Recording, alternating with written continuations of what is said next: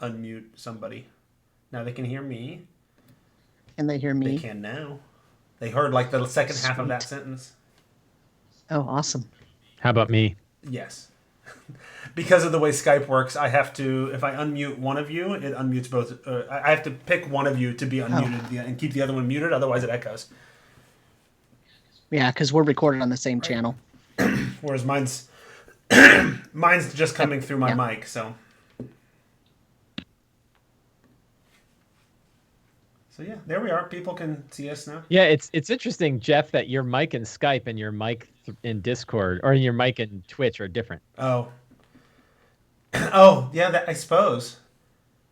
It is. It's doing two different mics. It never even occurred to me that yeah. I know. I didn't until I like popped in to listen to just be like yeah, because it's using. It sounds great. Like it doesn't. The Discord is using the built-in mic, and the recording is using and Skype is using the Yeti. Yeah, you're right. The one that's broadcasting to Twitch, which I assume is the one you're recording the podcast on too. No, the one that I'm recording the podcast on is the Yeti. Oh, and that's the one we're hearing in Skype? I would hope so. Maybe it's not. I should check Skype.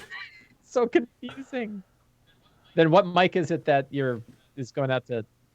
I guess the one in Twitch is echoier. That's a word, right? Has a greater echo. Skype was not using the Yeti. It is now. No, if it is, there's a much bigger echo off of the Yeti. There's a much bigger echo off of that mic. Like room, there's echo off the walls of the room. Yeah, it's like you're in a big tin can. Oh. A little bit. Well, that's obnoxious for you. Do you have the? I mean, it's not typical tin can where it's really horrible, but no, you it's not can terrible. Definitely tell the tone of the voice is very much more tinny. Yeah. Do you have the Omni setting on the Yeti? Is that set to unidirectional? Yeah. It is. Huh. Oh no, it's not. No, it's set to omnidirectional. Yeah, you don't want omnidirectional. You want to set it to Cardioid. Yeah. In fact, I should check mine. Yeah. It's on Cardioid now. Does that sound better? That's better. Yeah. You'd think after 15 years of podcasting, I'd be good at this, but here we are. Yep. Whatever. We're all good. Look, Shelley Mazanoble, when I was on Dragon Talk, said the Tome Show is iconic. Well, I'll take it. That's all I need to hear, man. It doesn't matter. Anything else, it's all great. She didn't say what it's iconic. Yeah, for. well. Hey, look, I can just decide what she meant. It's like saying you've had a big impact in the community. Doesn't mean it's good. Hitler had a pretty big impact in his community. Exactly. Remember, I don't know. Do you remember when Time magazine had Hitler as their man of the year, and everyone freaked out, and Time is like, "Look, we didn't say they were good, right? Like, we didn't say like best man of the year." All right, should we do this thing before Mike has to go and eat pudding or something? Yeah, just fall over. Right. Let's do it.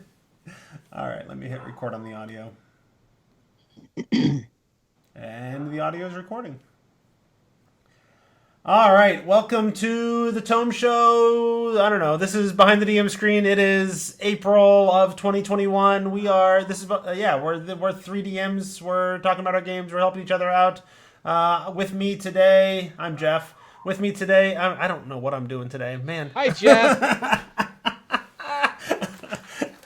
Oh man, I don't know. Mike Shea's with us. Mike Shea from SlyFlourish.com. How you doing? Hello, I'm doing well. How are you guys? Doing all right. Mike Shea, who is in the throes of COVID vaccine side effects. Yeah, had it yesterday. You got your second shot yesterday, so. Got my second shot. I get my second shot on April 16th, so I've got to. Yeah, I'm hoping to get in for my third and my fourth, Yeah. like in a couple of weeks. Yeah. I mean, I'm like, just keep giving. if you get the requisite number of shots from each of the different vaccines. That's what I thought. I actually wondered what happened if you lied and said like, "Oh yeah, I got Moderna," and then, like I wonder what that does. Yeah, to you grow. You just sort of grow a implode. third nipple, I think. Yeah.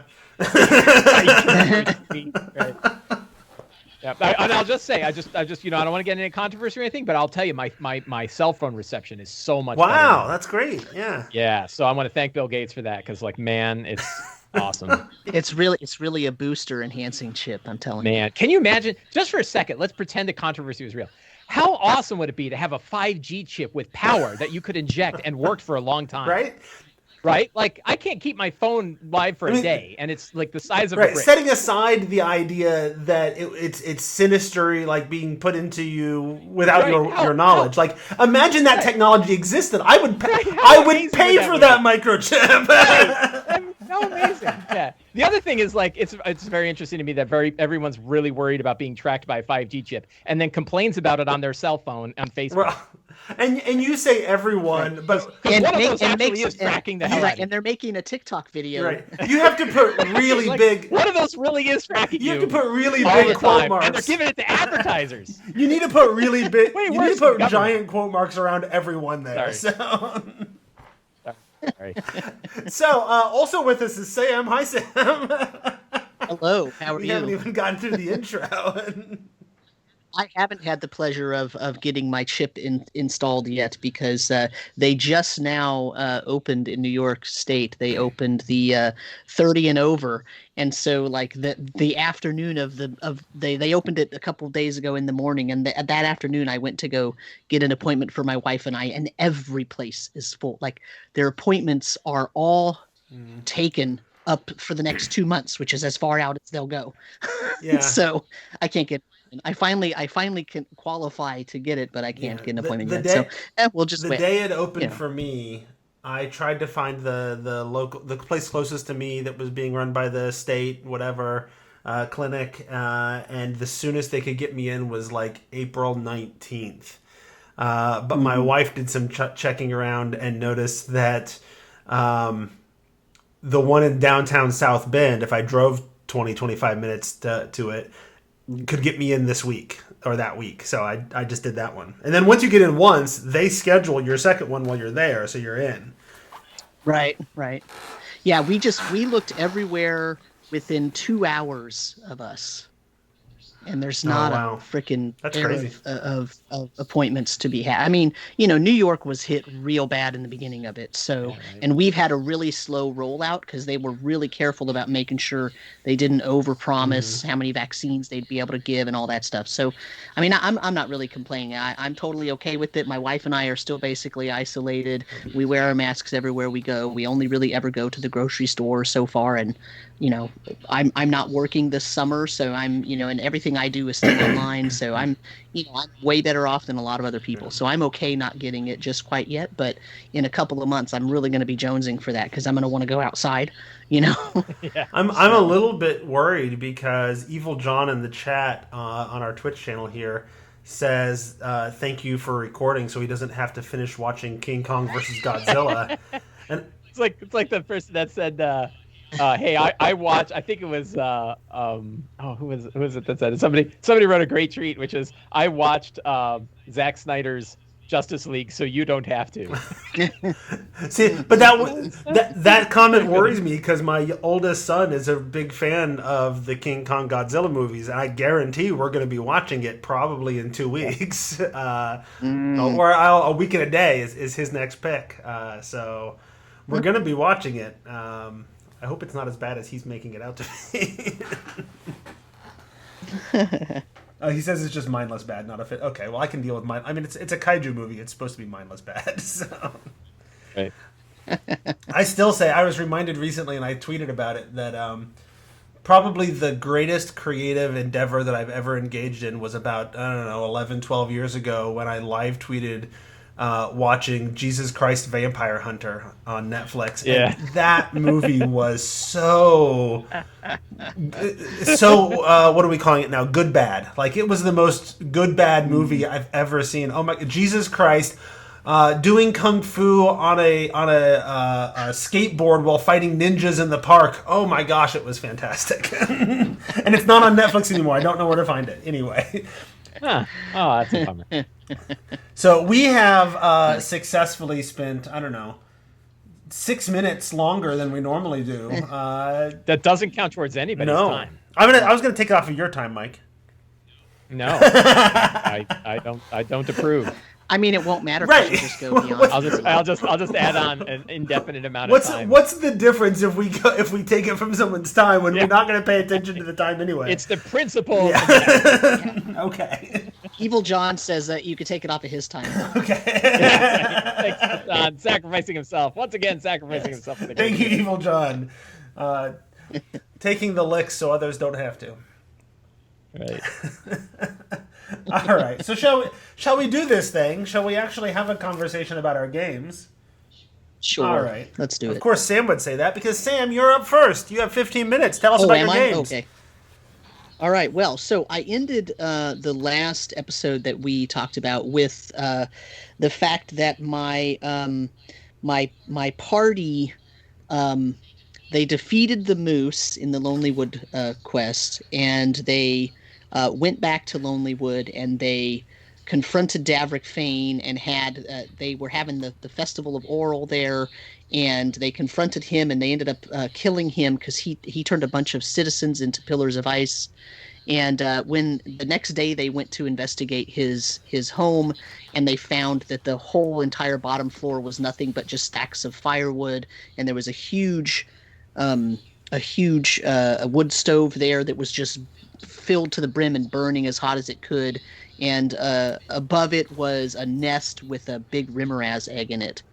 And so they took that and they destroyed it, and they went and they told the Speaker Huddle in Lonelywood about it, and then they left town. But when they were at the festival acting or putting on their little show with the Celestial ASMR, and everybody thought, oh, it's an aspect of Oral, Velen Harpel was there and didn't fall for their stuff and just said, oh, well, let's talk about this. So anyway, they exchanged information, and I think on the last episode I ended with what happened at the end of the previous session, which was that Velen Harpel was going to attempt to dispel the Psi Crystal.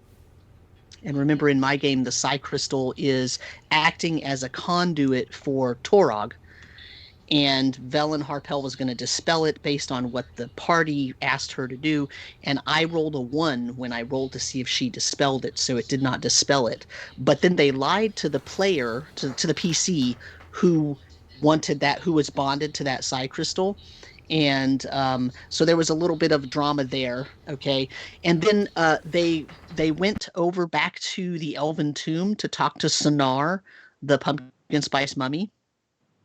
And Sonar talked to them about what the Psi Crystal, how they might be able to actually, what kind of forces they could use to dispel it and whatnot, and told them, well, you might need some Mythalar, and Mythalar used to run the really big Netherese cities that were floating around the world. It was one of the things that powered those, and so that definitely is strong enough to disrupt this bond between the PC and the Psi Crystal, which is obviously a conduit for something really powerful. And so Velen Harpel stayed with Sonar because, of course, Velen Harpel is an Arcane Brotherhood agent, and Sonar is a mummy of a Netherese wizard. So, of course, the party left her there, not realizing that could be very, very dangerous.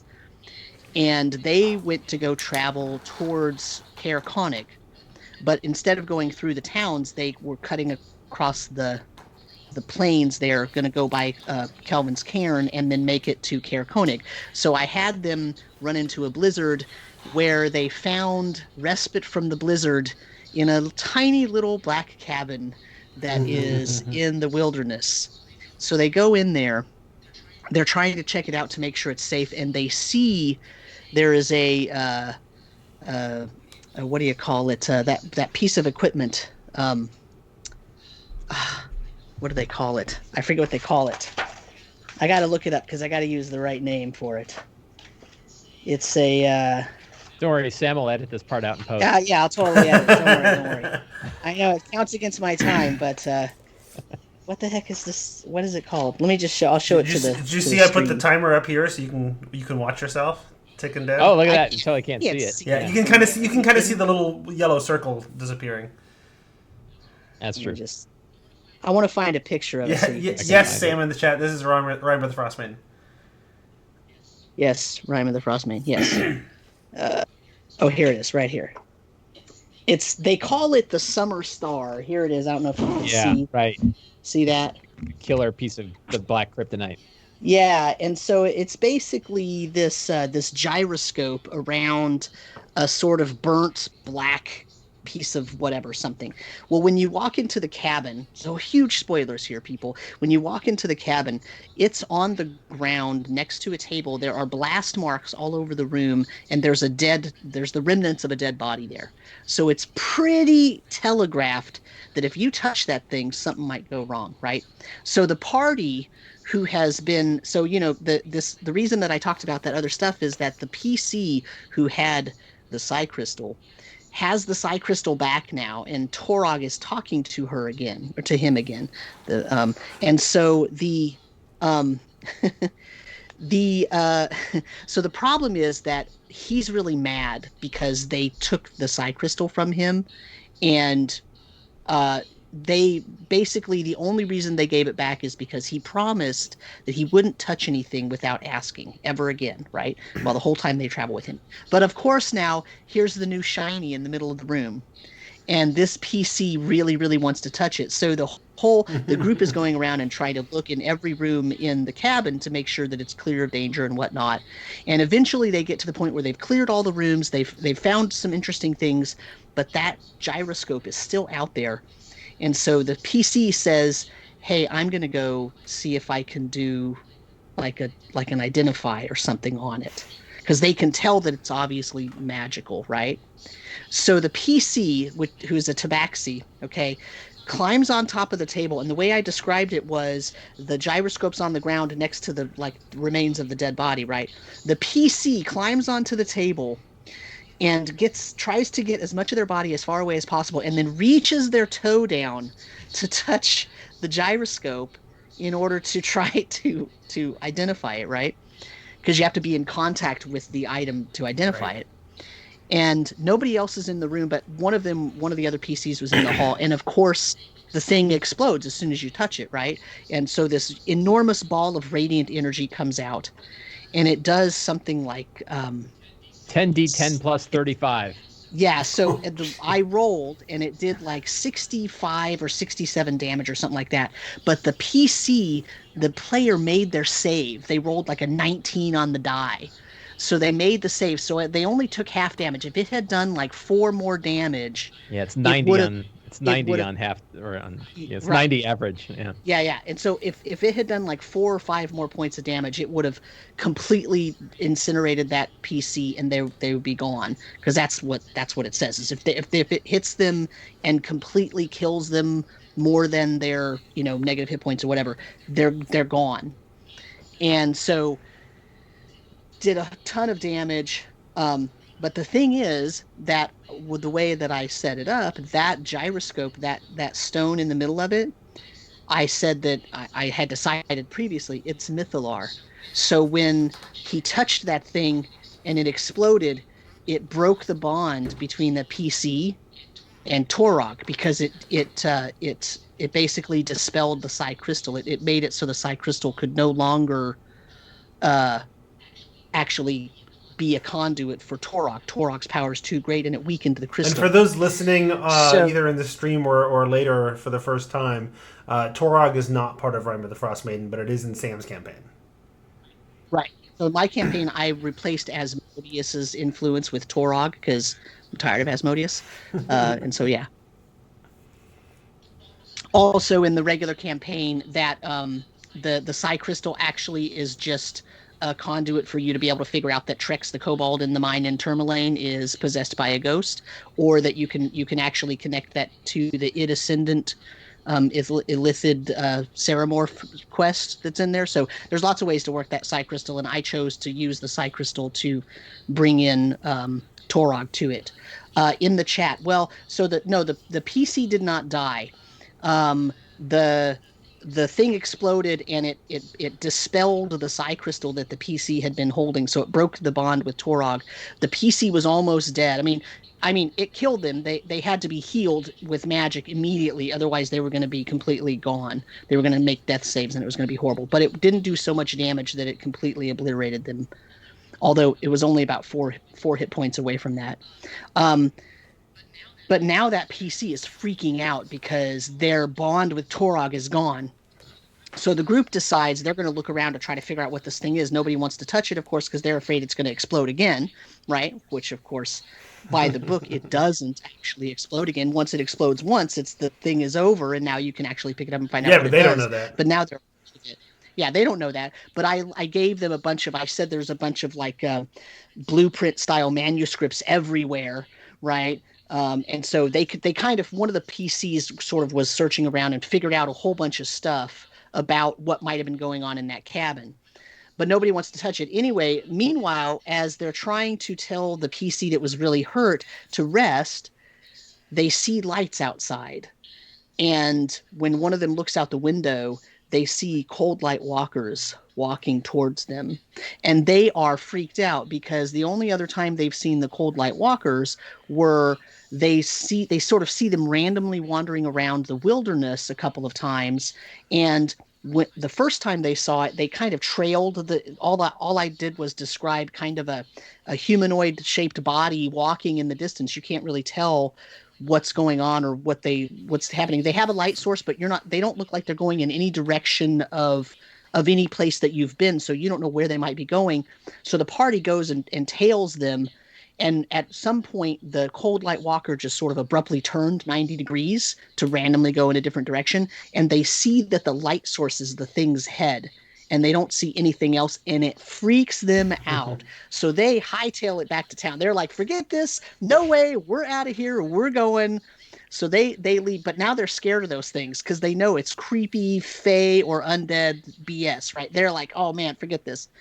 So now they're being approached by 3 cold light walkers surrounding the cabin. And of course, because the way I'm playing it, right, the conduit, Oral and Torog are connected. They're trying to free each other, right? So since the bond with Torog got broken, and since the Mythalar got triggered, because the way I'm doing it, or in my game, Oral knows that maybe activating a bunch of Mythalar can provide a way for Torog to become freed because he's stuck in the Underdark. So, now that Mythalar got activated in the gyroscope, and now that the Psi Crystal has been broken, the cold light walkers are being sent by Oral to go, see who's doing this. So they converge on there. We have this huge battle. The 3 cold light walkers almost take my players out, but they eventually overcome that, and they win. And then they rest for the night because now they can't go anywhere because they're so, not just the one that almost died originally, but they're just so, I almost killed probably 3 PCs in that session. And that's where we ended. And then my next session, the one session after that, because I only play every 2 weeks, that session, which would have been last week, got canceled. So my next session is actually tomorrow. So I've only got 1 session worth of stuff to report, but that's good because I only have, looks like, 2 minutes left? About 2 minutes, 20 seconds, yep. Yeah. So here's the thing. We talked a little bit last week about how, there's a lot of things in here that aren't really connected. When you say last week, you mean last month. We do this monthly. Oh, did I say last week? I meant last time. Last time we recorded. The thing about this book is there's so many unconnected things in here. They're really just, it's like, okay, this thing is happening right there, and this thing over here is happening right there.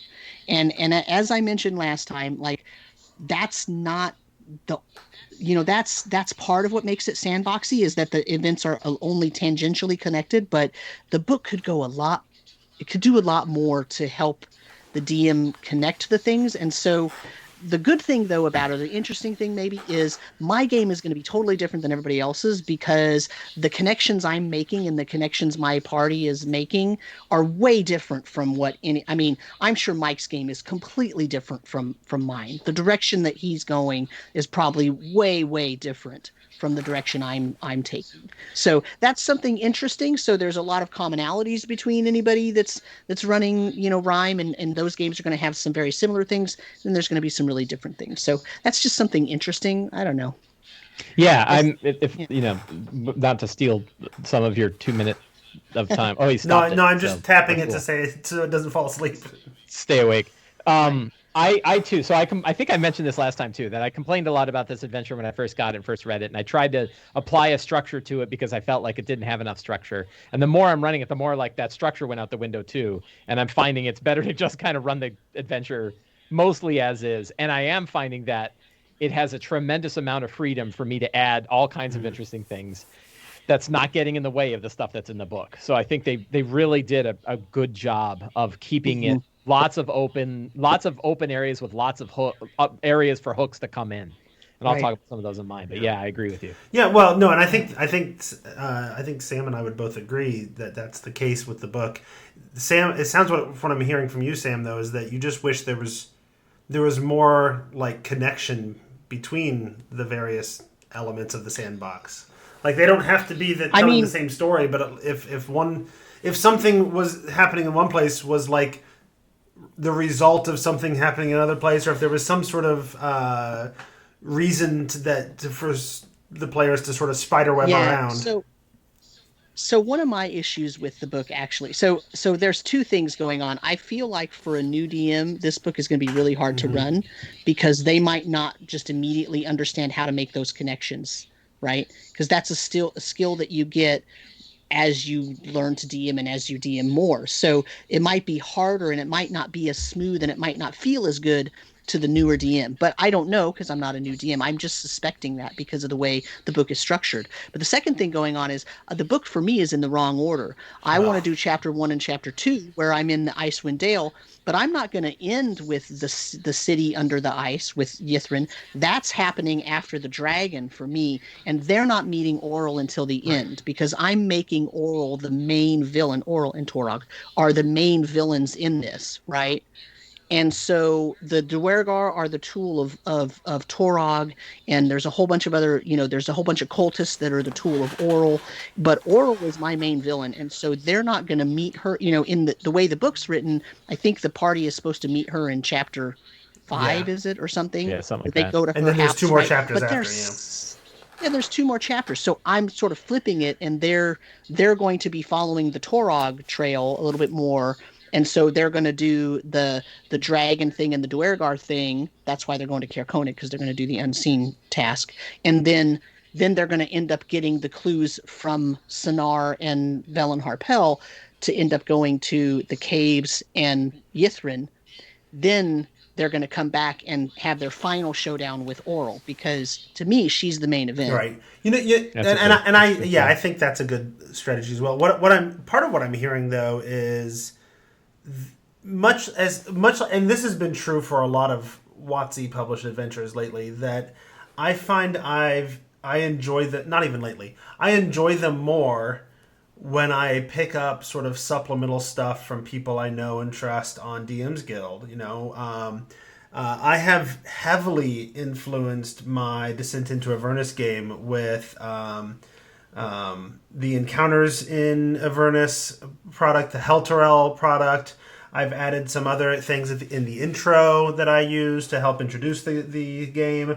I've recently started using the DM's bundle from Evantier, which I've found to be really helpful. And that one also has this nice like breakdown of, okay, here's the way it lays out and here's how to sort of interpret some things, but also like here's how you can make some of these connective things and make this thing flow a little bit differently in ways that might be interesting. It's actually I've been pleasantly surprised with it. And then I just recently picked up another one that is I forget who wrote it, but it's Deeper Descent into Avernus that just came out like last week, and which is, you feel like is late, but it's perfect for me because I'm in the middle of running Descent.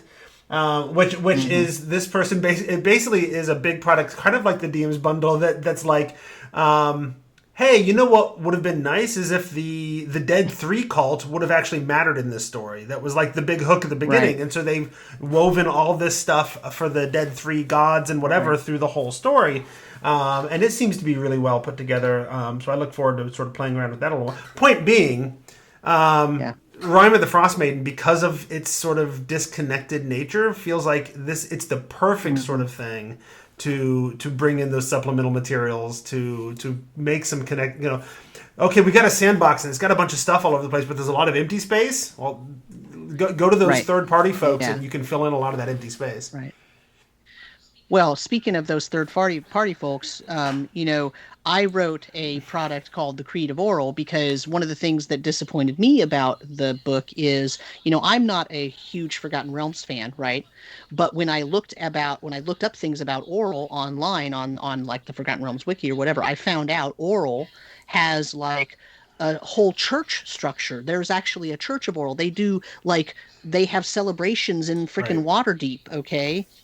With them running around naked, jumping into ice pools and stuff or something. I mean, there's this whole setup of Oral having an entire church, and it's a pantheistic society. So it makes sense that some people, some gods get worshipped at certain times and whatnot, and there's a whole church structure.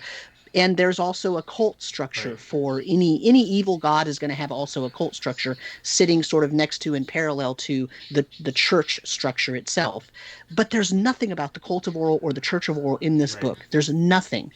There was even stuff about the Church of Oral and the Cult of Oral in the Legacy of the Crystal Shard, which was a D&D Next product, but they didn't put any of that in here. And so, for me, I was very disappointed at that because they threw in Asmodeus and they threw in a Cult of Levistus, and it's kind of like, what are all these cults, but you didn't put the cult of the main villainous goddess in here? It makes no sense. So I wrote a whole, 23-page, 25-page product and put it on DM's Guild to address that particular element of this adventure, which I really think that for me is the big hole of this adventure. Like anything else, any small hole I can fill in, I can make connections, I can do all those things, but to not include the Cult of Oral at all was just I didn't understand it at all. So I did it myself and then I made it available to other people. Cool. Yeah, I have it. And I've used yours as inspiration for the Cult of Oral that I've dropped in mine. Sure. Oh yeah. Well, I mean, that's what it's for. There's no, I don't, and in fact, I wrote that for me to use. Right. And I directly use it and all that. And anybody who gets that and uses even just the tiniest portion of it, have at it. That's more power to you. However you want to change it that's what that stuff is for. Yeah. To me, the real value of adding the Cult of Oral is you can place the blame on the sacrifices on a group that aren't the town speakers. Because it makes you hate the town. If you're like, wow, the leadership of this town is murdering people. Why am I helping? Right? So this shifts that and creates an interesting power dynamic where half the people kind of believe the Cult of Oral should be followed and worshipped, and the other half don't, which means you can't just go wipe them out. Right. Because there's this big, it's a powder keg. Yeah. So, it's fun. All right, I will move us along, but I am in the middle of copying and pasting a link to your product into the chat for people. So there it is. All right, so your time is up for a bit. So let's go ahead and mention that if you want to support the show, we have a Patreon. Patreon.com/The Tome Show is where you can go to support the show because I stopped playing games with other sort of affiliate stuff these days. So there's that. I by the way, I removed any newer releases. I removed the Amazon link. That's fine. Yep. No, I actually listened to somebody who's like a professional journalist who had the exact same thing happen to them, and she had to go back and forth with Amazon for a month to get it fixed. I'm like, you know what? It's not worth it. I don't know that I need to play that game. There you go. So now it's my turn. 15 minutes on the clock. So I've still got my 2 campaigns going. I've been playing through the one that I call Deep Darkness that started off as Dragon Heist and then became Curse of Strahd. And now all the dark powers have been brought to Faerun and have chosen champions all over the world, and they've hunted down one of the champions, who is the necromancer who killed the Halfling's family and also happens to be a Sararak, and so we're doing Tomb of the Nine Gods from Tomb of Annihilation. So it's cool because I figured I'm not going to probably run Tomb of Annihilation as is. Gives me a chance to sort of pull out the dungeon and let them play around with that and have that experience, and also fight the guy who's on the cover of the DMG, because who doesn't want to do that, right? And so that's working out really well. They were really enjoying the dungeon crawl and the puzzle nature, the death trap nature of it all. They're getting through the challenges. Like, I was really worried about the elemental cells, because that earth cell has the potential to just flat out kill a character. And I'm letting they're playing it at a level above where the adventure is supposed to end, because I figured maybe then it's a little bit less death trappy, a little bit less lethal. But that still would have like wiped out any one of them if they were at full hit points, and they weren't.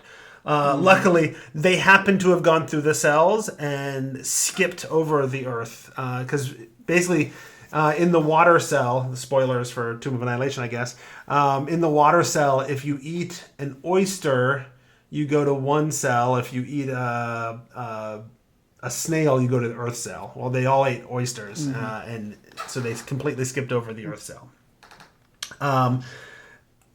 Yeah, and then and we're having fun with things. Like, there's in that next room, there's all the clay, the terracotta soldiers, and you have to be really quiet or they come to life. And there's the one teleportation pad that's malfunctioning, and if you step on it, you disappear, but like a random animal appears in your place.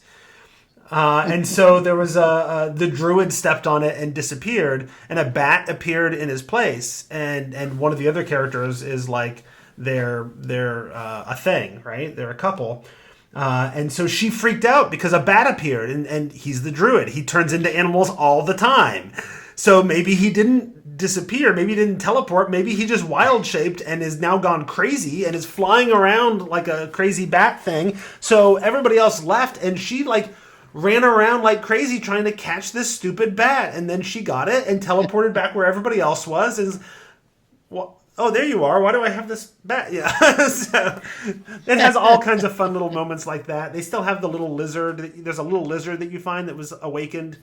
That's just running around. Some druid awakened it, and some other adventuring party brought it in. It's just been hiding inside of the mouth of one of the devil faces for a while. And they've worked their way through those things. They've worked their way now through the Gears of Hate, which I was a little worried about. The Gears of Hate level has the potential to basically just end a campaign if things go wrong. If you set the gears in a certain way and you split the party, and like the party was one person was running all the gears and turning them in the control room, and everybody else was out in the gears. And they got to us, but of course they had no idea what was going on. So he just keeps pushing buttons and pulling levers, and things are turning and whatever. And they decided to start doing the fight. There's the one gear where there's 5 cabinets to different planes, and you open them up, and bad guys come out, and you have to fight what's in all 5 of them in order to open the portcullis, right? So they were in the middle of that fight, and he kept futzing with stuff. So one of the warlock bard character was finally like, you know what? The alignment right now is really good. We have access through both exits of this gear to other places that we haven't been yet. And so we counted out the distance, and she was able to just dimension door over, grab him, and dimension door back with him. And so they managed to set it up in like the perfect situation. They'd already explored everything they needed to explore, and they ended up in that last gear with the 2 areas they hadn't been to open. And so the next session was just a bunch of fights with things in the cabinets, and then they went down to the big mastodon room, which is a bunch of fights with a bunch of devils, which I connected a little bit, because the last thing that appears is it says the only devil that will talk to them and possibly bargain is the Aranyes at the end. And I decided, because that bard warlock character is a tiefling from Dis and lives in constant fear that Dis is going to come after her. That her soul is owed to somebody, and that they're going to come after her someday. And so I decided, well, rather than just have combat after combat for this whole session, that Aranyes like knows you. You've seen her in the court of Dis before, and there's this moment of, oh, this is where you've been. I see. And then they fight and whatever. So it was a big combat session.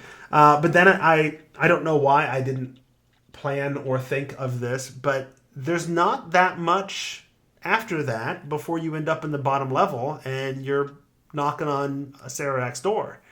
And so they ended up going down and knocking on a right? Sarak's door. They got down there, and I'm like, oh, now we're dealing with the Sohn sisters, and we're dealing with a Sarak pretty soon. And I didn't really think through. Like, I know I wanted to prep more before those things happened. And luckily, I got lucky because getting through the different trials to unlock the parts of the door took the rest of the session. So then I was able to finish the session with, and you come out of the last trial, and there's these 3 hags that fade into existence in the middle of the room, and they cackle at you with the exact voice that you've been hearing cackling at you every night when you go to sleep and you have these horrible nightmares. I've been using their nightmare ability. Every time the party takes a long rest, I roll a d3, and that many hags were in the ethereal with them. So even when they put up their Lehman's tiny hut, the hags are already inside the bubble. So then they just appear, give 1d3 characters nightmares, and I pre-wrote 20 different nightmares, and they're pretty horrifying. The characters are like, "Oh my god, you did 20 of those, Jeff? You got a sick mind." I'm like, "Well, there you go." That's what it takes. So now they're facing off with the hags, and so I've got questions with what's coming next. With what's coming, and by next I mean tomorrow. So any assistance you all want to give in that regard, I've still got half my time. We can talk about that, and then if there's time, I can talk about my descent into Avernus game a little bit more. But my 2 questions are, or I guess maybe 3. We'll see how it goes. The Sohn sisters, how much... Night hags are really low CR for this point in the dungeon, right? They're like CR 5. And after they fight the hags, I feel like the right thing to do is if they want to take a long rest before they go through, like now they can because the hags aren't tormenting them anymore. That's been the whole thing. Sure. Yeah. So how much of a challenge do I want to make the hags? How much should I boost them? Or should I use them try to just keep them as is and use them as a resource drain before the big fight? So I'll tell you something that I did when I ran the hags, and it made a big difference, and it freaked them out, which is I took Rob Schwab's 5e spells that he created called the Tome of Bulbawarish or something like that. It's Rob Schwab's name mixed up. And it's a bunch of spells that are in Shadow of the Demon Lord, but with 5th edition statistics. And I loaded them up with spells like that. So they were like teleporting characters half in and half out of a wall, like the Fly, or they were, exsanguinating all the blood out of people, or they were, all tearing bones, right? They can like cast a spell and rip bones out of part of your body. Really, really gruesome and terrifying stuff that you can scale up. Did you pump up their hit points so they'd have a chance to do that? I how I play. Right. My hand is always on that dial, right? So if it's too easy, boom, well, and that's after we had that conversation back when I was running Out of the Abyss with the Demon Lords. I've been using that advice that you gave me at that point, like constantly. That's my go-to now. And a lot of people, I've seen a lot of people go with it, which is they in a fight like that, you maximize their hit points, and I've come to the conclusion like it doesn't even make sense for a unique creature's stat block to list average hit points. They're unique. Right. What's Orcus's average hit Orcus isn't average. He's just Orcus. How many hit points does he have? not what is the average of all Orcuses' hit points. Orcai? Is that the plural of Orcus? Orcai? Yeah. So a Night Hag maximize has 165 hit points. If you want to stay on spec, right? If you don't want to be, if you don't want to violate it too much, you can, you got 165 instead of 112. So you can turn that dial up. You could, but you can beef them up more if you want because they're unique, right? And they've been working there for a while. I would certainly give them a fair bit of spells, right? That are interesting and unique. I think what I did is I had that list. I actually printed it out and I crumpled it up and I sprayed red paint on it to make it look bad. And they saw me whip it out of my bag. I'm like, what the hell is that? And I'm like, these are I think it's called the Blasphemies of Bor Boalish or something. But that's when you were playing. And I'm like, the Blasphemy. Yeah, that's when you were playing in person, though. Yeah, right. We're playing in person, but still, so. Yeah. But the idea that they had a bunch of unique spells, and you can kind of pick whatever levels you want, right? They can just cast them, and yeah, so they could be really nasty, you know. And you've got you've got a lot of room on your side to make the battle. Because what level are they? The 13. Yeah, so 13 is they're gloves come off at 8. Yeah. Right? So what I did was has your party run into the 3 dolls? I did that basically as soon as they walked in. I had the dolls come up to them. Right, but like one of the things I did was I really like foreshadowed the fact that these dolls are the souls of the little children, right? They learned about it from coming into contact with these dolls, and then throughout the times that they come into contact, they talk to them, and they learn, these are like trapped children souls, right? They've learned that. In fact, that was actually one of the nightmares I did. So the halfling character's family was killed by the necromancer. One of his nightmares was he envisioned this room and saw the dolls, and then saw his own daughter turn into a doll. And so when he saw the dolls, he freaked out. Like, is one of them her? Because the necromancer Serac killed his daughter. It could be, but right. So one of the things I did was when the party was fighting the hags, I had the dolls there, and rather than like these dolls, like they give you the party some charms or something, rather than do that, I had the hags use the knowledge that the party had about the sad backstory of these dolls against them, and I had the hags like taunt them with if you kill me, I get to siphon off the soul of that child over there that I've been storing just for this purpose, and so then they were like, oh crap, well, how are we going to kill this hag if we can't really kill it, because we were going to rescue these right? So there became a sort of a different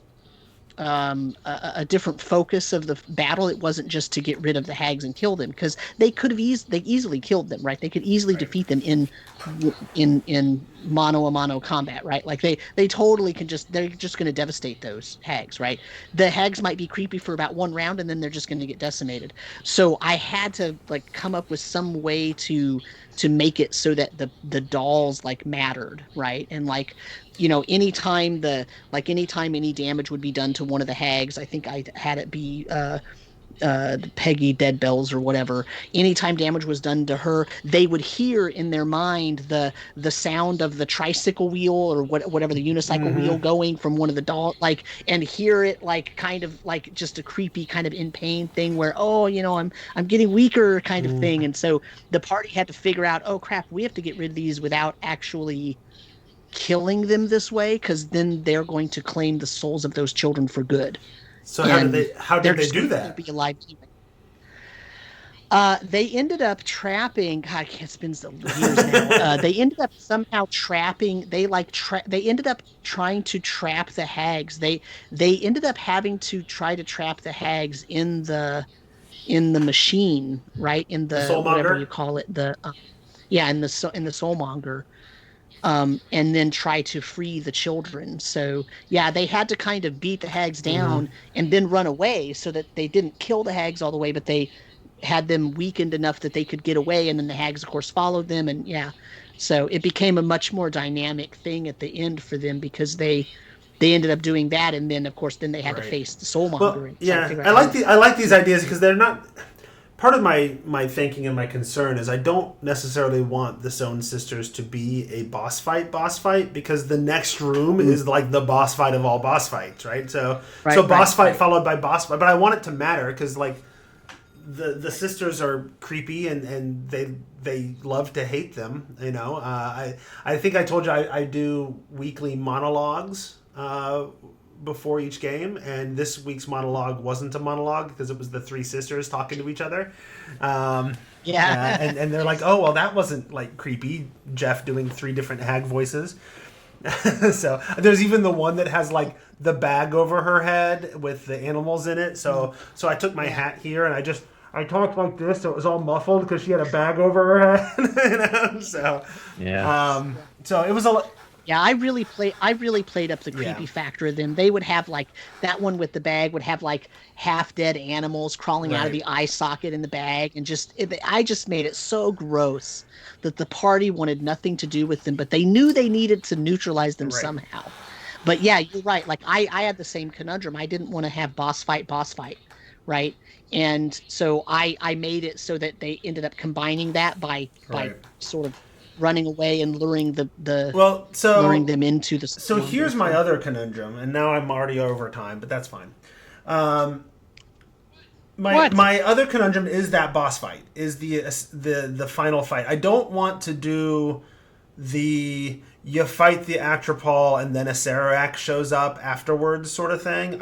I want a Sararak to either be there from the beginning or show up halfway through or whatever. I don't want it. I want it to be both at once. Mike seems to be worried about that.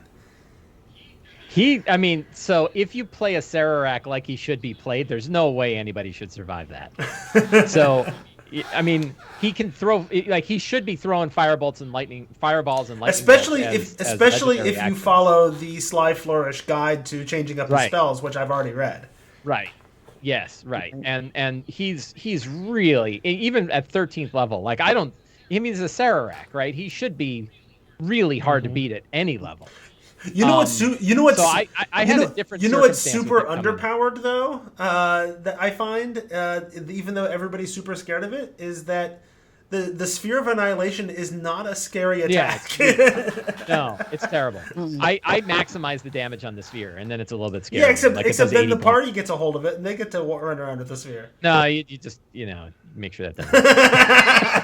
And what the hell? It's at the end of the campaign. They want to take a sphere of annihilation, go with the gods, right? Like So what are you sending them off to something else? Are they heading? Is this like they're opening the door and Frostmaiden's on the other side? Or are you ending the campaign? I'm ending the campaign, but not. I mean, the campaign could go on for somewhere between 1 to 6 more months, depending on what they do. Wow. Yeah. So 1 to 6 more months in Tomb of Annihilation. no, or are they just heading the somewhere else? other homebrew stuff.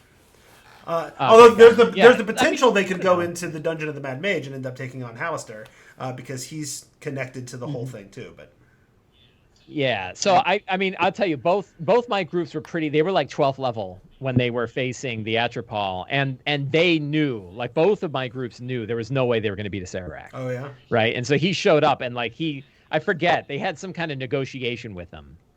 Right. And I think ended up like one guy joined his coven of liches, right? Like, one guy, he was like, look, you destroyed my Atropol and that sucks. But if you're willing to join my cause, because I've seen what you can do, right. that's good. And guy's like, yeah, I'm in. Well, so the reasoning, so the connection to all of this is that a Sararak is the champion of Tenebris, the dark power of liches.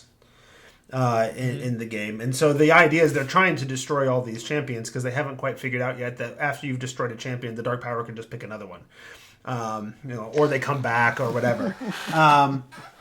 But I've also been like this is integrated into the whole story because dealing with the Soulmonger is how they figure out the magic that they can use to draw in the power of the dark powers. So that the end game is, if they can figure out how to draw them in and then go elsewhere in another adventure, figure out how to then trap them back into the amber, that's the end game of the whole thing. Now, what other champions they go after in the meantime, that's up to them.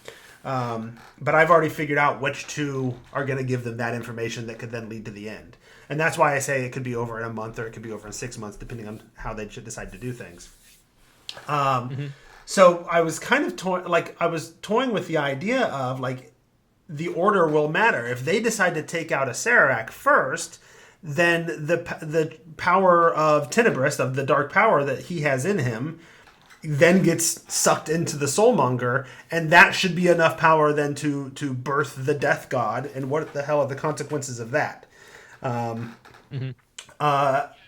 Yeah, I mean, I guess I would, if it were me, I would let the circumstances play out however they play out, right? And think to yourself, like, when and how and why would a Sararak show up? So, like, in mine, I knew that a Sararak was on another planet with a bunch of liches carving an ancient pyramid out of a dead world, right? And that's where he was. That's pretty specific. When he felt, I know. Well, I like to keep my finger on where Sarek is, At all times. and yeah, and I'm like, that would be something he would do, right? Like, what does a Sarek do on a daily basis? Well, he probably has 12 liches carving a temple, doing very careful disintegrates, carving a temple, an ancient dead temple out of the core of a dead world, and then he feels like he knows that somebody just went into the chamber with the soulmonger. He can tell. So then it was a matter of him opening up a gate and stepping through to see what happens, and that takes him a few rounds, right? He doesn't do it right away. Or, he has to like find his second band. Hey, you keep carving the temple up. I'll be back in a little bit. I got to figure out what the hell's going on with my baby Atropol. And then he would teleport in, and maybe he's not ready to find out what's on the other side, right? He's not there with an army. He's just there by himself. He's still a lich, and if you destroy him, you're not destroying a Sararak, right? Where is his phylactery? Well, actually, knows, I have in my campaign. I've got a plan for that too. But yeah. So the point is, like, let the circumstances dictate how he comes in and then what the players decide to do when he shows up. Do they, but I mean, if I were running him and when I did run him, he would have wiped the characters, right? Like they're in the middle of a fight with a lot of stuff. So I've got some work to do tomorrow to figure out how pumped up I should or should not make him. Yeah, I mean, there was a reason that Wizards, blew it by giving a Sararak knock and arcane lock instead of Fireball and Lightning Bolt.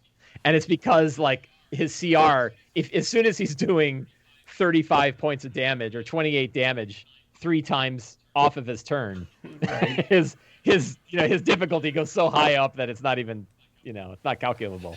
But that's what he would do, right? Like, who doesn't, if you could guess what player wouldn't memorize Fireball and Lightning Bolt if they could do them off turn. Right. They all would, because they're awesome spells. Yeah. So, all right. I didn't actually end up having my party meet a Sararak at the end of that.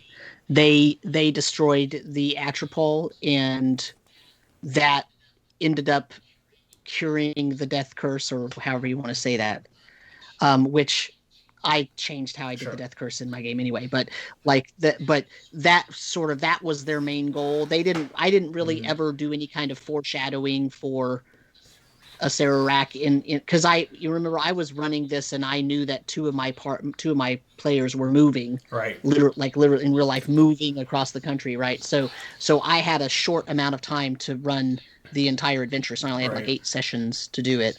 And so I knew that I was not going to have time to give them the true Sararak experience. So I just... killing a Sararak is literally like the main reason they're there, because that is the necromancer that killed the halfling's wife and child. So taking on a Sararak is the point of, death curse, Atropol, death god, whatever, that's secondary. But this asshole's got to go. Is well, then. Let him try. Well, there you go. So, I mean, in my D&D brief game in the last session, they actually had one of the boss fights with the main villain, Laralak, who is a lich. And he brought a whole undead water army with him. And because he was leading the undead army under the sea. And that battle took the entire session, the entire 4-hour session. Because he is so, I mean, I made him a lich that's formidable, right? Like, it's easy to mess up the lich and just not run it like much more than just some other kind of spellcaster. The stat block is bananas. Yeah. And I made him he is one of the main villains in that entire campaign.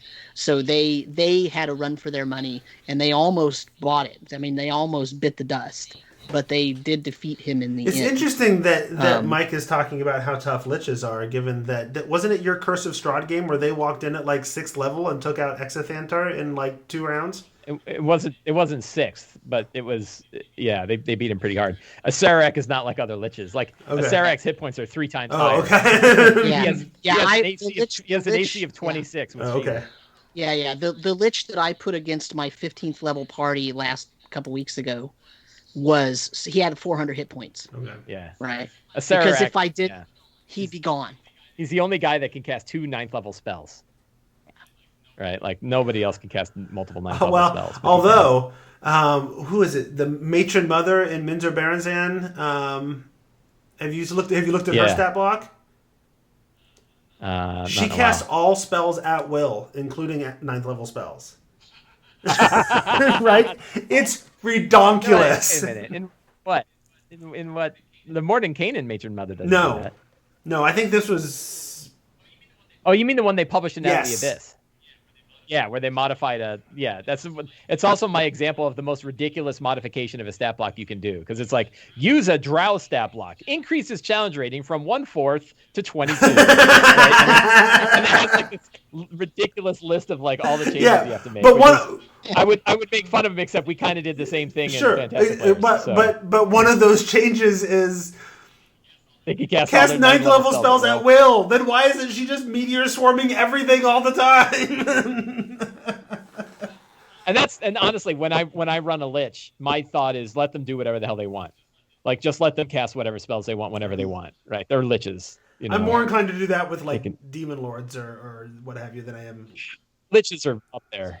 Yeah, I mean, in my they've been D&D practicing spells for 1,000 years. Well, some of yeah, them. in my homebrew campaign, like liches are basically almost gods, so Sure. you might as well just let them. Well, Yeah, they're- I mean, they're why some of the wouldn't most let them powerful. cast multiple 9th level spells? Although, why wouldn't they pull out a scroll? Maybe, let me do another one of those. yeah, You know? we have successfully now talked for almost an hour, and we haven't even gotten to Mike's turn yet.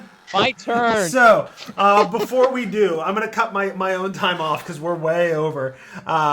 Before we let Mike go, though, I should let people know that we have all kinds of social media. The Tome Show is on Facebook. It is on Twitter. It has a Discord.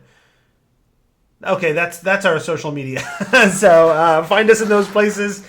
We'd love to chat with you. That is it. Mike, you have, as long as you want to talk. We are so late that the screen on my computer went to that like real dark mode. Like, you need to start thinking about going to bed, right? Like, all the blue is out and now it's all red. So I am running 2 different Frost Maiden games. I'm running a Sunday game and a Wednesday game. As you do. If you want to hear about my Sunday game, you can watch my Twitch show Sunday mornings, or you can go to YouTube and watch my shows there where I talk all about the Sunday game. So I'm not going to talk about the Sunday game here. Instead, I'm going to talk about my Wednesday game. The Wednesday game, like Sam, they just faced. They're actually in the middle of the fight with Moose Jaws, which is awesome, right? And an interesting. So they where did they go? So they did Good Mead and the Mead Must Flow. They did Dugan's Hole. I should pull up a list. They've done I would say about half of the town quests. They did Foaming Mugs. They did Hold Up. They did Mead Must Flow. They did A Beautiful Mine. And now they are doing the White Moose. So this will be, I guess, the halfway point for them. The Beautiful Mine was interesting. I did some interesting things there. The characters have all of these secrets, and one of the secrets that one of the characters has is that he was the one kidnapped by mind flayers, and then the ship crashed, and he kind of got out. So he heard the crystal that's in the mine calling to him, and he was both like horrified and drawn to it at the same time.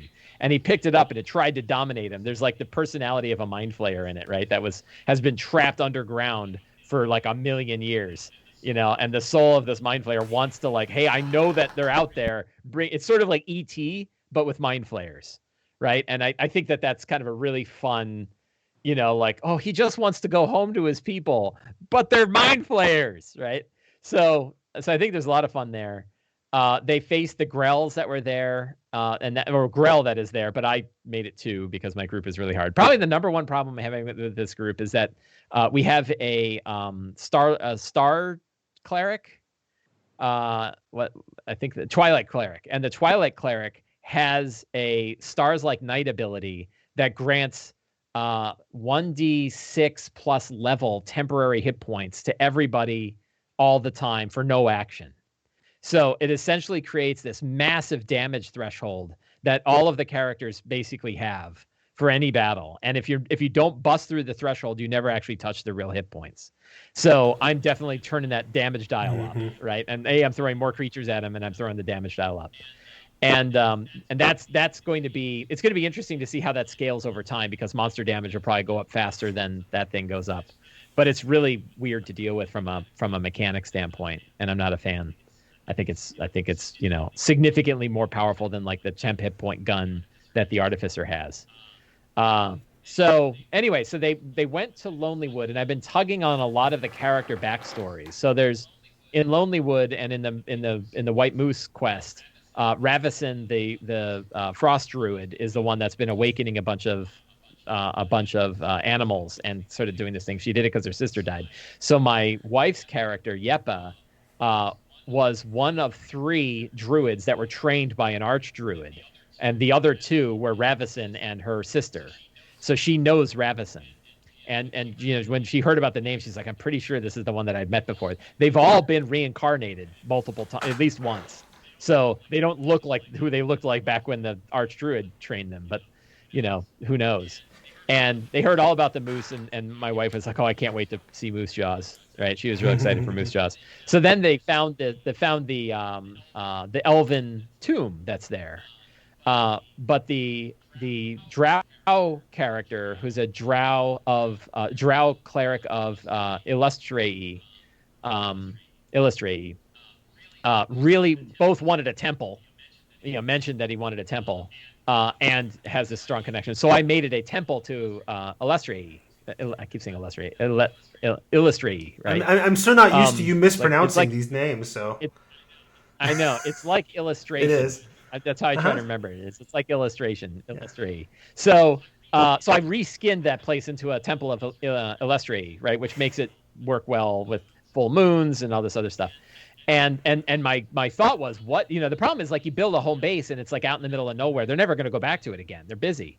So I was like, what if it can move? Like, what if it's sort of, you know, it can sort of, it sits in this twilight grove, and every time there's a full moon, if a priestess of Illustrae does a ritual dance, can move it from one grove to another. So you know, the priestess can actually move it, and like move it near Bryn Shander, toward an elven grove near Bryn Shander, or then move it further out, and that way they can, not all the time and not to any place that they choose, but like once a month they can move the temple to wherever it's convenient. I'm boring Jeff so much he's just looking at the clock. No, it buzzed. He's like, "Is it over yet?" God. So the chat is talking about Discord, and then I got a notification, so I was checking to see what was going on. And ironically, I think it was a notification that Sam said something on Discord. Nice. So you get a notification on your phone when anybody says no. Oh. So yeah, so they went to the temple, and they knew that the temple had been desecrated. I churned pumpkin spice latte. So they met the Banshee. That's one of the random encounters on the way, and they talked to her, and she was a dead priestess of Illustrae. So I was like, oh, so now that they have this sort of relationship, they convinced her that they're trying to do good. She was like, are you another one of the defilers that have come here to wreck my temple? And they're like, no, we're cool. So she was out there. So I churned the mummy into her body. So when they were able to go through the puzzle, which is kind of a weird puzzle because you have to cut your hand off or find a human hand, and that didn't really fit the Illustrae. I had to improvise that there was this old story about a priestess of Illustrae who sacrificed her own hand for some reason, and that was why there was a thing. But it, you know, I think I got a free pass from the players on that one. So they did it, and they opened it up, and when they did, her spirit went into her body and became like this mummy thing. And she's like, okay, I'm gonna rest here until you figure out, you know, the rest of the temple, but then I'll come out, and then, you know, so now they have a major domo for their base, who is this former priestess, undead priestess that is now, you know, undead drow priestess who's now their major domo.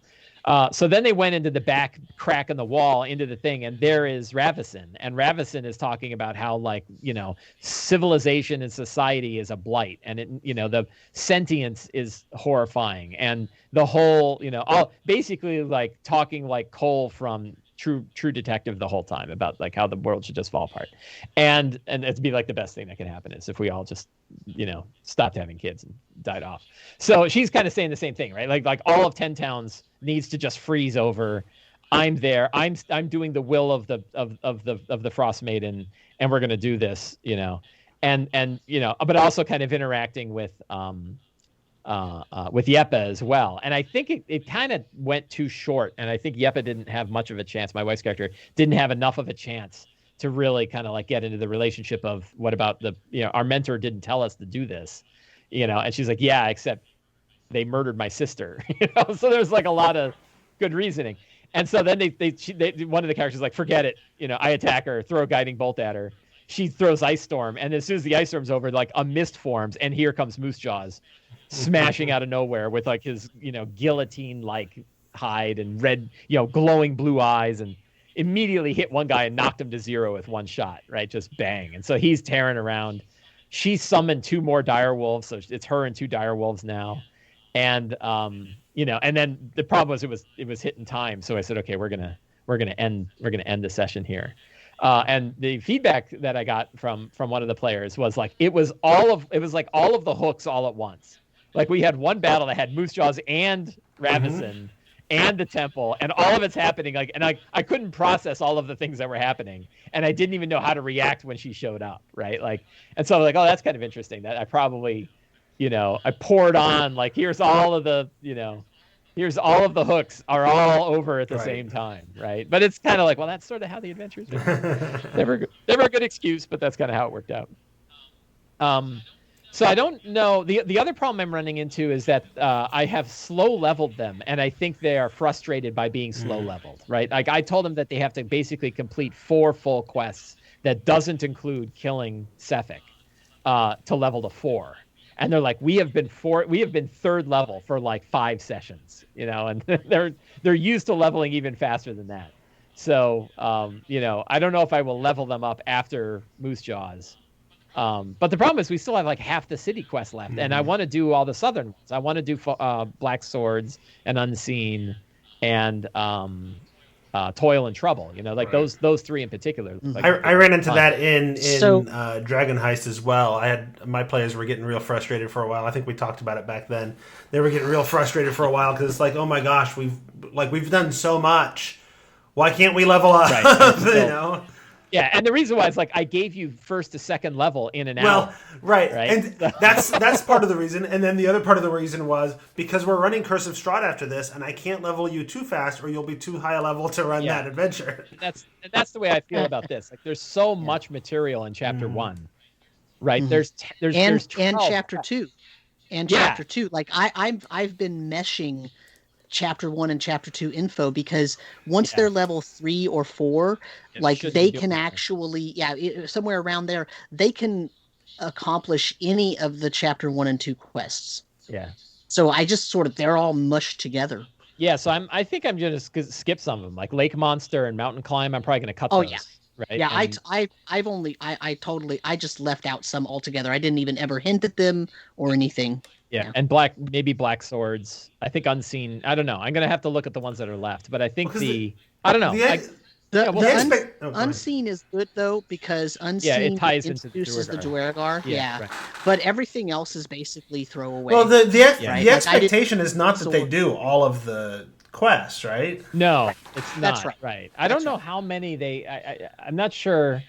I'll have to go back and look at how many they expect you to complete. Yeah, I mean, I could look it up, but I think it's 4 in Chapter 1 to get expect you to. No, 4 to get you like to level 2, I think, and then 3 more or something gets you to level. Like they want you to, or maybe I'm doing, maybe it's half. I think it was faster than that. Yeah, so the characters advance to 2nd level after their first quest. Right. Then they advance to 3rd level after completing 3 quests, and then 4th after 5 quests. Yeah. So so I'm not far off. Like I'm, that's pretty close to what I did. Yeah, because there's 10. Then there's like 10 or however many in Chapter 2, right? So yeah. So their expectation is that you'll have completed 8 quests, but they're also at 8 of 12 because they're including the Twinga quest, which I don't think that I don't know that I would recommend the Twinga quest. I don't know how you feel about it, but that one was the weird thing is like you don't learn anything. Well, so for me, what I did was I used it as a way to introduce Velen Harpel to them, and she was using it as a way to find people in Tin Towns that are actually powerful enough to withstand all the crap that's going on, so that she could use them as tools to help her find Ithrin, right? Yeah. And so and now, but see, now I can have the Chewingas help them out if necessary, because now they know about them, and the Chewingas are kind of little tricksters. So if they get stuck somewhere, or if they get stuck in a blizzard, the Chewingas might steal some of their equipment, or Yeah. like I it's guess, yeah. a fun And light thing. and for me, the woman that gives the quest for the Chewingas is the patron of the characters for my Wednesday game. Oh, So it was yeah. probably good for them. But I think like the hunting Sefik Caltro quest, is kind of a lot more interesting and a lot more fun. And I really wish that was a better written quest, because like I kind of felt like I needed to do a lot of work to turn it into a murder mystery, and it really I've just watched True Detective, so I'm thinking about True Detective all the time. But it would have been really great to have this like hunting this serial killer across 10 towns. And the only real clues I had is that he's tied to Torgs. And if you figure out that all of his murders line up with all of the Torg visits, you can figure out, like, we should go check out Torgs. And then you go to Torgs and like, there he is, right? And so that was a lot of fun to run that. But and mysteries in general are hard because you never know what clues the characters are going to pick up on. So I don't think anybody's disappointed by the fact that they figured it out basically by me saying, like, after some investigation, you recognize that all the murders are taking place with the exact same, you've rolled a investigation check and figured this out. Mysteries in D&D are never, they almost never go well. It's never a great, yeah. Because the only way to do a proper mystery is to be real subtle, and subtlety flies like a lead balloon. Yeah. So. Yeah. Right.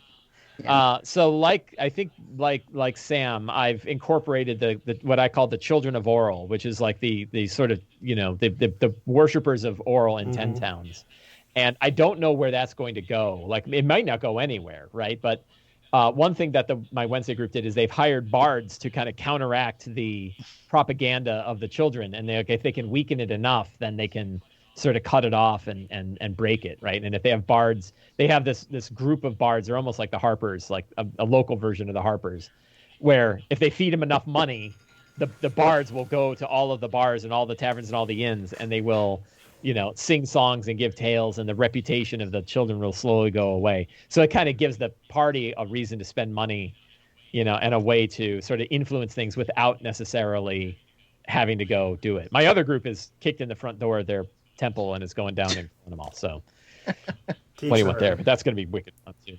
Yeah. So that's where my game is. I'm having a good deal of fun with it. Like I said, I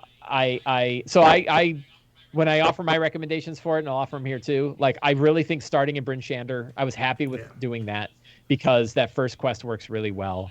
I think turning Sefik Caltro's thing into a murder mystery can work well, but it's tricky, and I kind of wish somebody had did a better job than I did to try to make an actual, not even a mystery, like an investigation to learn who he is and to eventually hunt him down. And it doesn't have to be like a mystery, like, hey, it turns out it's the guy that's right there. It's always better when, like, you don't see him. That sounds exactly like the kind of thing that I would expect one of those people on DM's Guild to publish. Like the Evan tier guy has as part of the bundle, like, here's how to turn Avernus into a sandbox instead of the two paths. And it's really popular. All the people in the Facebook group, the DMs of Descent, a Facebook group, talk about that and whatever. It sounds like that could be a thing that could very easily be done there. Yeah. What I had to do I had to actually figure out who the victims were first and make sure that I left clues like in their houses, right? Yeah. I had to do timelines. I had to like set up okay, so somebody's been killed in like a lot of the towns. And I think I screwed it up because it's like they got killed because they didn't follow in the sacrifice. But the sacrifice happened at one point, and yet these deaths are taking place over like 10 days. So there's lots of things that didn't work. But and so that kind of, I mean, like, you can kind of hand wave that, though, because Torga's only travels so quick, right? And so, but the thing is, like, so for me, I had it that they were finagling the lottery. So anybody who, like, who paid off somebody to not draw their name gets it, right? And so it's not just like, oh, they didn't want to do the sacrifice at all. It's, oh yeah, somebody's trying to cheat. Well, I had like people in Dugan's Hole who lit fires during the night when you weren't supposed to. Right. They would end up slaughtered, and they were all killed with ice daggers, so it was easy to like connect that. One thing I forgot to mention, which I think worked really well, is I'm big on this, like, this WWE, every villain should have an announcer, right? Every villain should have a spokesman. who you hate more than the villain. And theme so music. My you have theme spokesman music yesterday. So I was like, Yeah. and theme music, right? And they need to be just obnoxious assholes. And sorry, asses. And so yesterday's, I was like, what if it was a bunny? Right? Like, what if Moose Jaws had one and it was like a small rabbit, or I said like a hare. So I said, what's it going to call? I'm like, oh, of course it's going to be called Thumper, right? So my strong start in the adventure was like the characters are all kind of getting ready to go to the temple and all that. And they look, and there's this bunny sitting there, like a hare looking at them with blue eyes. And they're like, oh, who are you? And he goes, oh, hi, I'm Thumper. And they're like, oh, hi, Thumper. I just wanted to see what people looked like when they weren't eviscerated. Right? Like, what do you mean? It's like, oh, you're all going to die. Like, he's going to rip you open and put your entrails up in the trees like beautiful leaves. But I just had never had a chance, right? And he was just like this little buddy that's saying this horrible, horrible stuff. And they're all like, God, I hate this. And he's like, well, can you help us find, like, why would I help you? Right? Like, what, I hate you, but I've never met you, but I never saw you before. And they're like, well, can you help us get to the temple? He's like, sure. Like, follow me to the temple. And then he runs to the temple. He's like, I'm here, guys. And then wolves come out and attack the party, right? And they're like, of course it was a trap, right? Because they figured it out on the way. They're like, well, the stupid rabbit is taking us to the temple, but we know that the rabbit's setting us up too. And then the best part was it then ran off and let the wolves attack the party, including a couple dire wolves. And when one of the characters had a hand crossbow and rolled a 1, and I said, like, you look over the wall of the temple and you see like the rabbit's head come up and just go hee hee hee, and then go back down like the dog in Duck Hunt, right? And and I said it goes back down again. And one of the characters is like, oh, I ready in action with an Eldritch Blast that if that rabbit shows his head again, I'm hitting him with it. And I was like, okay. And then I was like, well, he's not going to unless there's another bad roll like that. And sure enough, the crossbow guy fired again, rolled like a 3, and he comes like, oh! Blew the rabbit's head clean off. So they got that like visceral joy of killing the spokesman. Beautiful. So yeah, I did the same thing with Sefik. There's a member of the Children of Oral who's like this weak, thin guy who just goes into bars and yells at people about how the Gray Walker is going to find them, Blue Eyes, old Blue Eyes is going to find you, and he, if you try to cheat, like, the Gray Walker, and they're like, and they're like, he's so weak, they don't they're not going to go kill this dude because he's not a threat. But all he does is basically shit talk for the character that you're going to see later. And it's a great way of sort of announcing your villain ahead of time and throwing a lot of lore without having. That's where these monologues that I'm doing, like, it's not in-game lore, but it's giving them this little. Yeah. It's just little, and they're not always villains, but it's just little snippets of NPCs. Like at one point, they were in the middle of the Tomb of the Nine Gods, right? They're facing off death trap, problems and whatever, and then I throw them a monologue of, oh, by the way, while all this is going on, I wonder what Jarl Axel's doing back in Waterdeep, So I throw in little things like that. But like the one, like I just said, the one I just did was the Sown Sisters. And right before they fought the Beholder, I did one for the Beholder, and so they get to, because there's all this lore around these NPCs, and the characters are never going to find out because they're going to bust in and, oh no, a Beholder, they're going to fight, right? But this way, at least the players get to know some of the lore. Yeah. So, yeah, I recommend. The other thing I've been doing is making sure that all the villains have multiple names. So they'll still hear about them, but they have all these different, all these different nicknames that they get. And so it works really well. Those are all right. Building villains like I think that is where we should wrap things up. I apparently have extra game prep to do now because right after I got done talking, I checked to see who was in the chat. And when I looked at the users, one of them was one of my players. So now I have to do something completely. To do something completely different than everything we talked about. So we'll see how that goes. Throw a Sarek at him. Yeah. Doesn't matter if they know. It's not going to. Well, that's true. Maybe it'll make her worried before the big fight tomorrow. All right, so I think it's time to wrap up this episode. We've been talking for an hour and 20 minutes, so it's time to quit. Even though Samuel Kaufman in the chat had a question they wanted to ask earlier, it was recommended that perhaps they take that to Sly Flourish's Discord and talks about it there. 'Cause it was Yay! specifically a question for you. So maybe you can talk about it over there, since normally we would take the time, but we are at an hour and 20 minutes of our hour-long episode. So it's time to go ahead and wrap things up. This has been Behind the DM Screen. We are 3 DMs, and that's the end of the episode. So say goodbye, guys. Bye, guys. Bye, guys. I don't know. I am not on it tonight, and normally I have this like patter that I do at the end every episode, and all I could remember was it ends with me telling them to say goodbye, guys, and then they do. I don't know what else we do to get to it.